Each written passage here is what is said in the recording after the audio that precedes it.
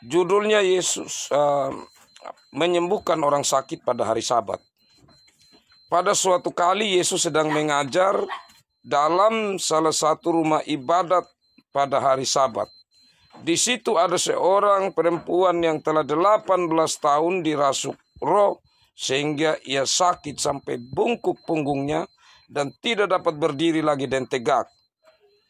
Ketika Yesus melihat perempuan itu, ia memanggil dia dan berkata kepadanya, "Hai ibu, penyakitmu telah sembuh." Lalu ia meletakkan tangannya atas perempuan itu, dan seketika itu juga berdirilah perempuan itu dan memuliakan Allah. Tetapi kepala rumah ibadat gusar karena Yesus menyembuhkan orang pada hari Sabat. Lalu ia berkata kepada orang banyak, "Ada 6 hari untuk bekerja.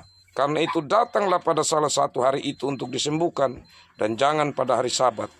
Tetapi Tuhan menjawab dia katanya, "Hai orang-orang munafik, bukankah setiap orang di antaramu melepaskan lembunya atau keledainya pada hari Sabat dari kandangnya dan membawanya ke tempat minuman?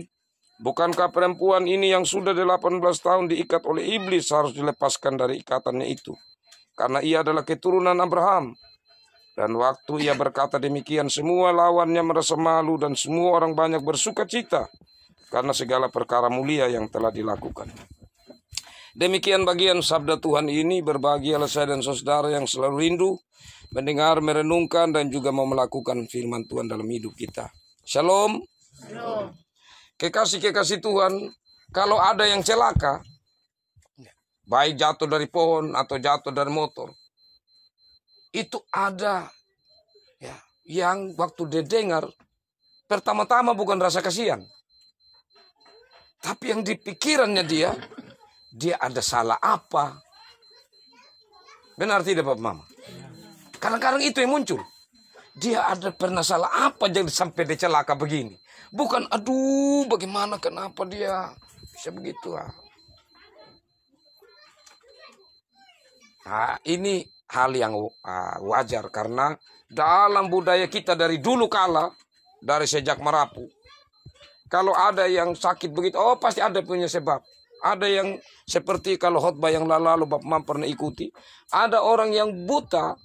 Waktu Yesus bersama murid-muridnya, Yesus lihat orang buta ini, murid-murid juga lihat. Tapi murid-murid punya pikiran dan pandangan mereka berbeda dengan Yesus.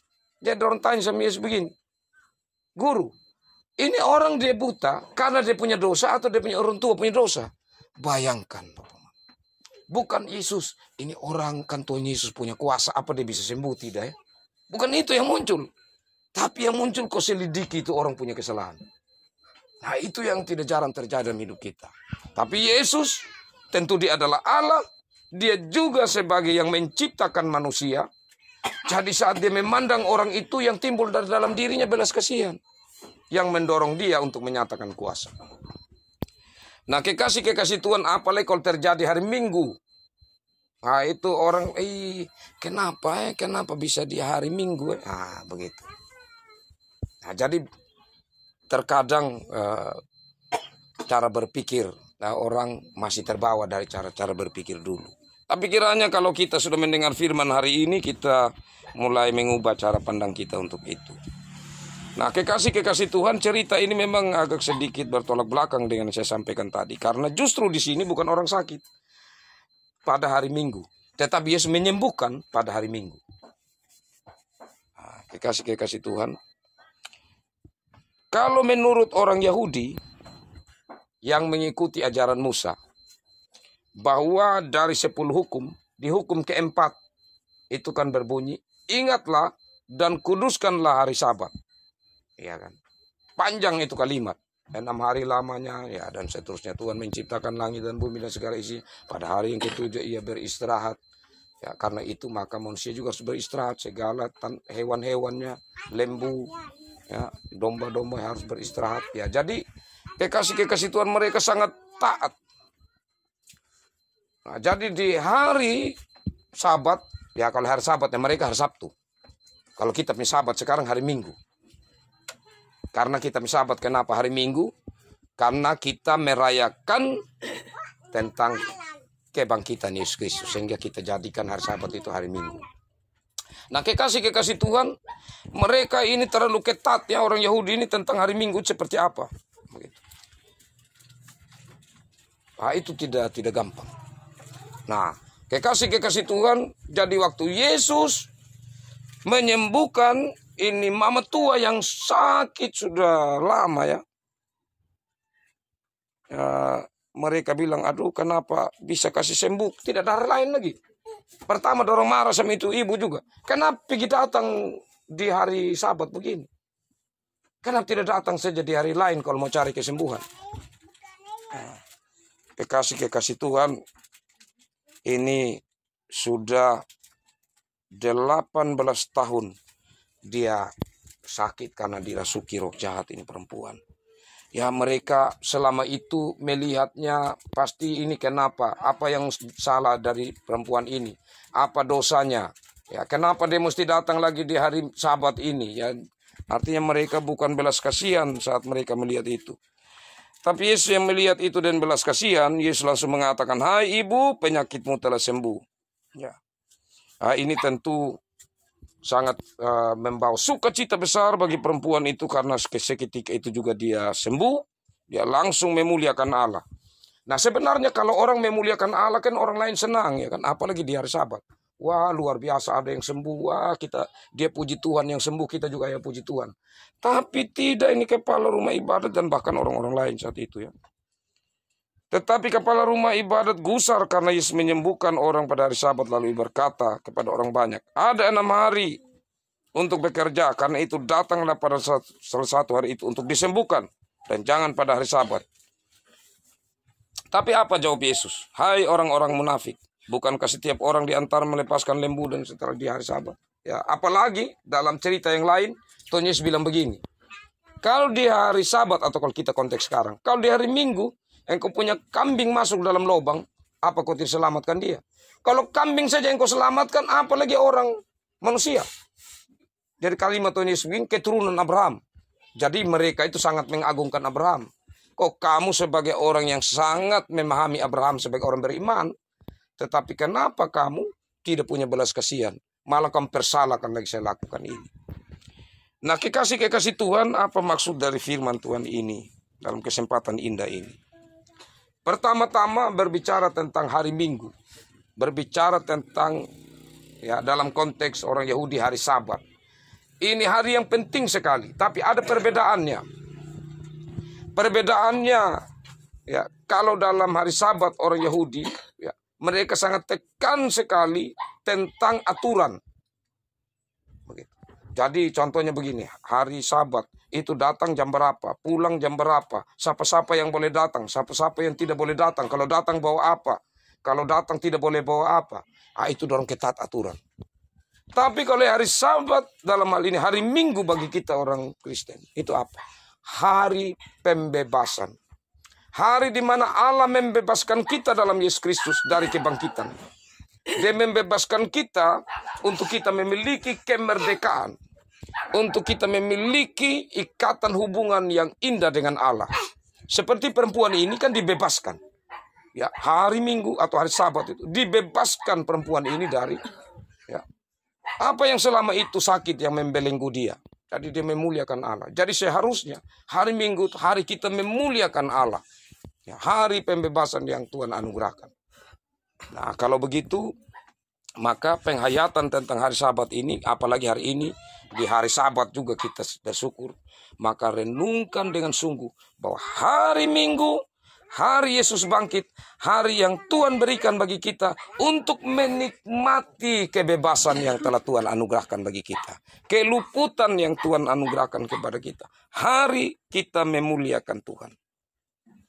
Yang kedua, kekasih-kekasih Tuhan, kita percaya Tuhan berkuasa. Tetapi apakah yang menggerakkan kuasa Tuhan itu? Apa yang menggerakkan? Nah, kalau orang contohnya dia marah, meskipun dia ada lemas, lapar dan sebagainya, tapi coba tiba-tiba ada yang buat dia jengkel, itu sebenarnya ada kursi di situ atau meja dia tidak kuat angkat.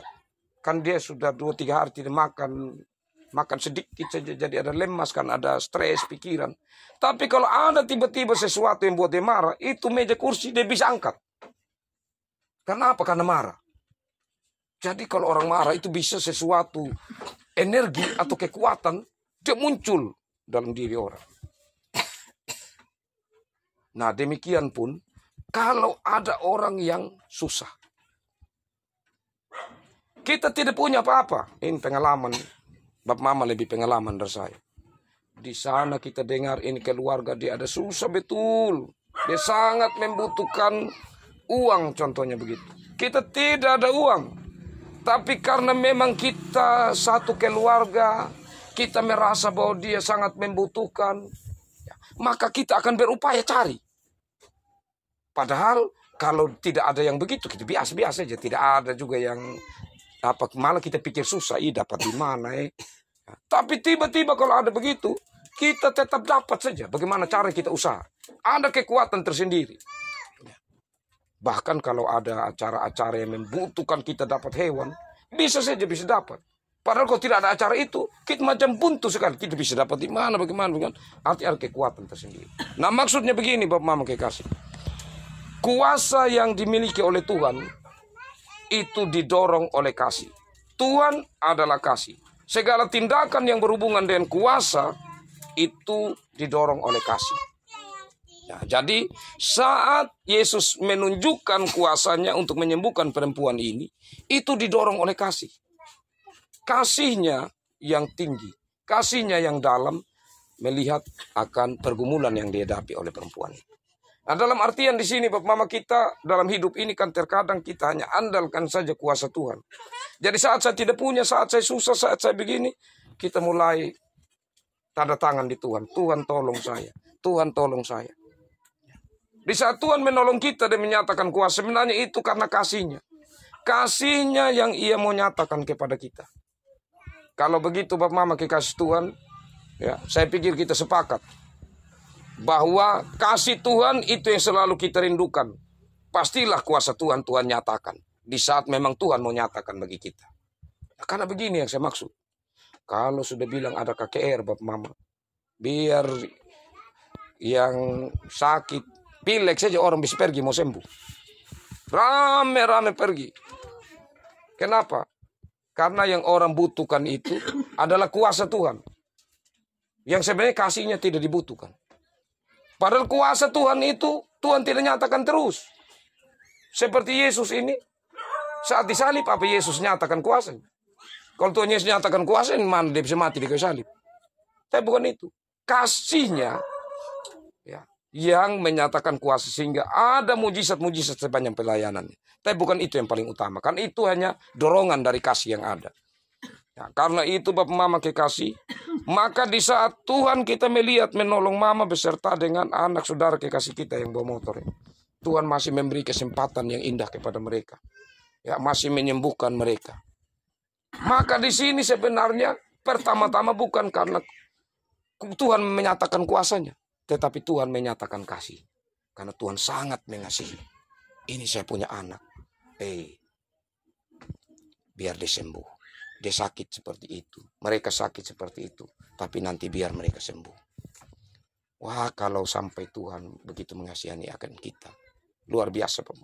Seperti kalau orang sementara pacaran. Ya. Apa artinya? Dia kasih saya uang 2 juta, 5 juta. Tapi dia tercinta. Apa demi arti? Tidak ada arti. Karena kalau orang pacaran, yang paling indah itu adalah cintanya. Jadi orang bilang kalau sudah cinta, biar tidur di atas koran pun aman. Makan biar nasi kosong 1 piring pun tetap nikmat. Itu karena cinta. Jadi cinta atau kasih itu yang paling penting. Kalau begitu, lewat kesempatan ini, biarlah kita semakin mengasihi Tuhan. Semakin mencintai Tuhan. Terima kasih Tuhan engkau mencintai kami. Terima kasih Tuhan engkau begitu mengasihi Mama kekasih. Tuhan berikan dia kesembuhan. Kami bisa menyatakan cinta untuk pelihara dia. Masih ada waktu yang Tuhan berikan untuk kami nyatakan terus cinta kami kepada dia. Nah, untuk anak siapa? Beri. Nah, kita bersyukur kan. Karena kalau tidak, kalau contohnya sakit berat, bagaimana sekolah terhambat. Tapi itu renungkan cinta Tuhan ya. Tuhan bilang ya karena sial. Bapak mama kadang-kadang kita mau hati-hati bagaimana juga kalau sial sudah datang tidak bisa kita pungkiri atau kita tepis ya. Tapi lewat cerita hidup ini sebenarnya yang kita lebih lihat adalah kasih Tuhan. Terima kasih Tuhan, terima kasih. Itu yang kita naikkan. Jadi biarlah apa yang kita lakukan hari ini berkenan di hadapan hadirat Tuhan. Karena sebagai bukti kita merespon kasih Tuhan yang Tuhan nyatakan. Kita mengatakan terima kasih Tuhan, terimalah kasih kami Tuhan. Kita mau menyatakan kasih cinta kita kepada Tuhan yang telah terlebih dahulu mengasihi kita. Tuhan memberkati firman-Nya, memberkati mama kekasih, memberkati anak, adik, diri dan memberkati kita semua. Amin.